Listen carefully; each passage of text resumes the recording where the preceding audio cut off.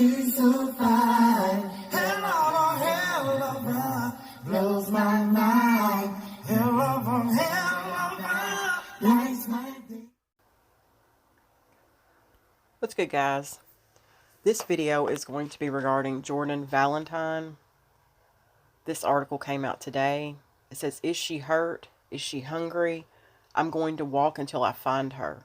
Search continues for Jordian Valentine." That's a quote from her mother. This is the flyer that they are putting out for her. She was last seen on February the 27th. She's 18 years old.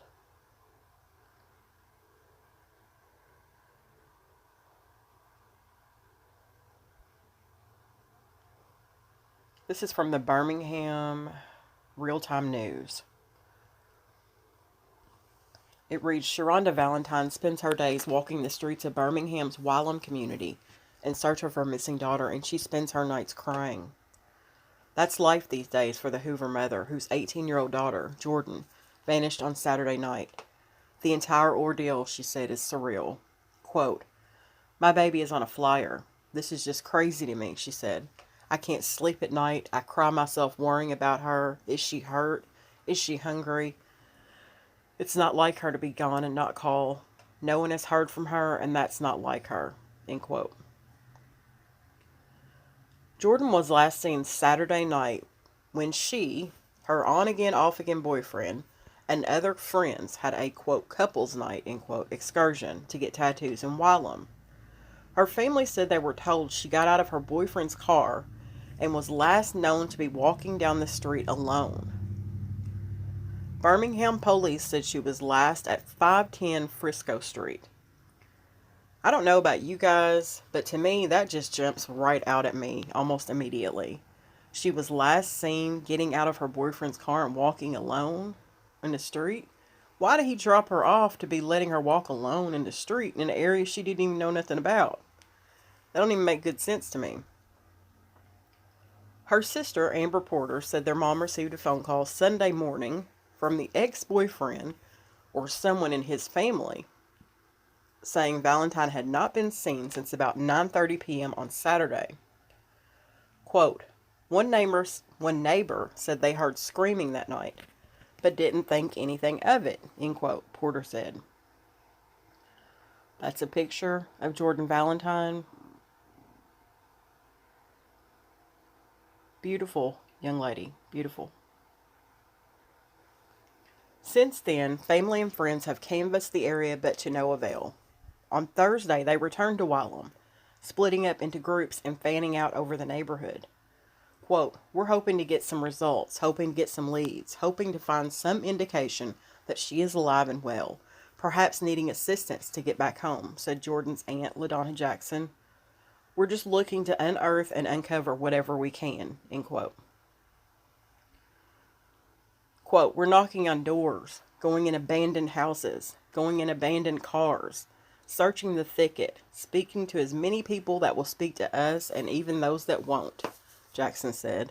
"We're ringing doorbells. We're stopping traffic. We're desperately seeking for our baby to be home," end quote. That's a picture of her family and friends continuing to search for her.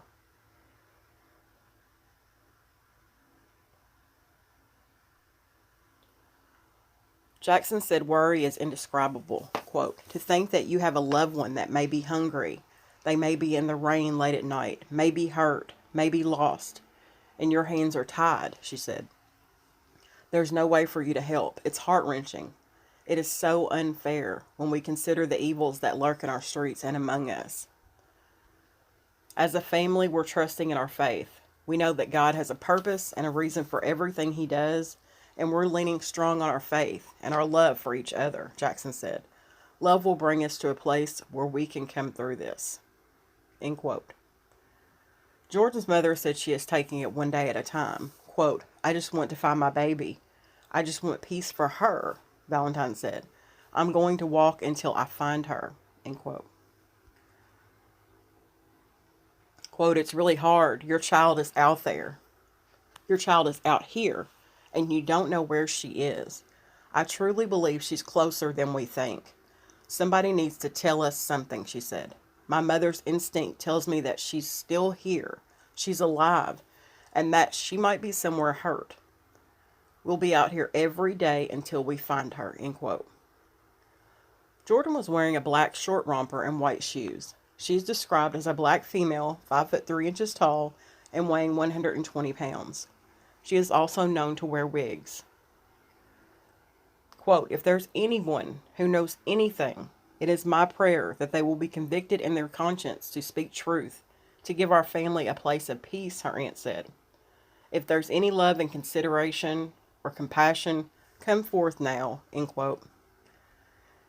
Anyone with information is asked to call Birmingham Police at 205-297-8413 or simply dial 911. Tips can also be submitted anonymously to Crime Stoppers at 205-254-7777. Somebody knows something about this case. People talk. Somebody knows something. If you know anything, please call the Birmingham Police Department. This is an urgent situation. It's so sad to me. So sad. This is getting to be an epidemic, guys. WBRC out of Birmingham did a story today, this morning around lunchtime, regarding Jordan Valentine, where they have her sister via FaceTime, and she actually says some pretty damn interesting stuff. So I want you guys to pay attention to that part of the interview. I'm going to play that video now. Welcome back. Well, the search continues for 18-year-old Jordan Valentine. The Hoover teen and former Spain Park High School student was last seen in the Wylam area of Birmingham almost a week ago. Family members believe she may be in danger. Joining us now by FaceTime is Jordan's sister, Amber Porter. Amber, first of all, our thoughts and prayers are that she is found safely as soon as possible. Thank you for joining us. We want to put a lot of focus on this search. I understand, is there another search that's going to be resuming today around 2? Is that correct? It's tomorrow, Saturday okay. at 2 at the Wylam Library. For people who have not been following this story, give us an idea now when you had last contact with her or other family had last contact with her and where you think she might be missing. All right, last time I had contact with Jordan was Friday. So that was February 26th. She was on her way to Georgia for a friend's funeral. And she made it back in town Saturday, the next day. But she got dropped off at her ex-boyfriend's house. So they were hanging out. And that's the last time I had contacted her. They went to Wylam to the cousin's house because that's where they hang out. I was told that they were having a couples night. So they were all supposed to get tattoos and stuff. But then an argument transpired. And we were told that Jordan got out the car and walked. And that's been the story. And then from there, it's been like a couple of other different stories. But we just been out there trying to spread the word to find Jordan and bring her home safely. We pray that she's somewhere, safe and sound and not in any harm or danger. But we really just want to bring her home at this point. It's been 6 days now, Sure. So this is very unlike her. Right. And obviously, police are concerned. They sent out an alert to the media about this as well. And why do you believe she might be in danger at this point? Because she hasn't contacted anyone. And honestly, the relationship she was in, they were abusive towards each other. So I just feel like maybe she may be hurt or something and just can't get to a phone and just can't contact anyone. And honestly, we've been trying to work with the ex-boyfriend, to just resolve this issue and find out what really happened, because he was one of the last persons to see Jordan. So, and I know you can't say much because police aren't saying much, and they haven't certainly implicated anything yet. But what have police been able to tell you about this case? They keep saying that they're looking and they're researching and they're putting things together. But honestly, that's why me and my family, we've been reaching out to different people just to make it aware, because we're doing our own search. I know that the detectives have been in contact with my mom. We speak, but I try not to speak with her too much because it's a touchy subject. Right. So I try to stay positive with her. But I'm going to start talking to detectives myself to, just to close the loop, to make sure that they are working, that they are pushing the issue, because we're not going to stop pushing the issue until Jordan is home. So. Well, what do you want people to know about Jordan? How would you describe her? What would you want people to know about her? She's very sweet, very caring. She's funny. She can hold her own. She'll give you the shirt off her back if you needed it. So that's why I just don't understand, why is this happening to her? Because she don't deserve this. She don't deserve to be out there like that. Yeah. Amber, just as we wrap up here, so the search resumes tomorrow at 2 o'clock. Can anybody show up to help? And if so, what information can you share? Anybody and everybody can come. Different law enforcement can come. We need all the help we can get to help find Jordan. And then, but I mean, where would y'all be meeting up if people want to show up to help?